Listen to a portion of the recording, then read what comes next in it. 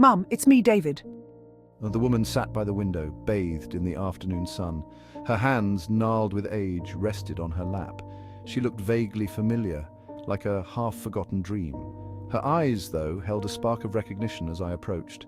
Or was it just a trick of the light? Mum, it's me, David. A flicker of something crossed her face. Was it understanding, joy, fear? It was gone as quickly as it appeared, replaced by a blank, polite smile. It was always a shock, this initial disconnect. This woman who had raised me, nurtured me, loved me unconditionally, struggled to place me in the labyrinth of her memory.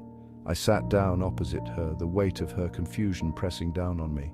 The scent of her lavender perfume, however, whispered of familiarity, of home. It was a poignant reminder of the woman she once was, the woman who still resided beneath the surface of her dementia.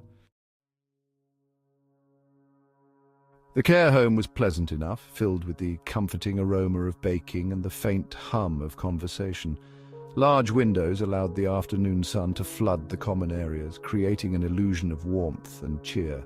Residents sat in groups, some engaged in conversation, others lost in their own worlds. The television in the corner flickered with images of a bygone era, a black and white film starring a dashing hero and a beautiful damsel.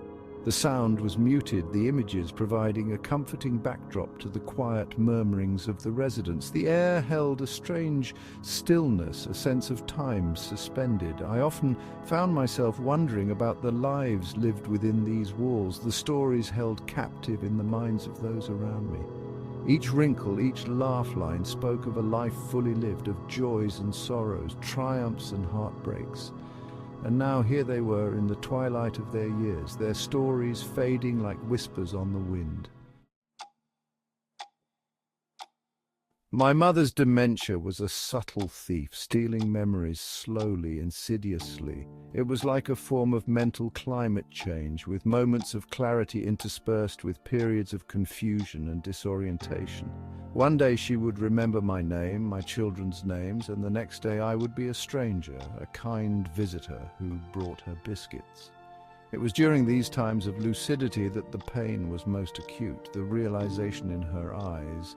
The fleeting moment of panic as she grasped the fragility of her own mind was heartbreaking to witness. It was in those moments that I saw a glimpse of the woman she once was, trapped within the prison of her own mind. The doctors assured me that this was normal, that the disease progressed in stages. They spoke of medications, of therapies, but their words offered little comfort. I knew deep down that there was no cure for this cruel thief of memories. All I could do was cherish the moments of clarity, hold on to them like precious jewels. Mum, it's me, David. The scent of her lavender perfume, however, whispered of familiarity, of home.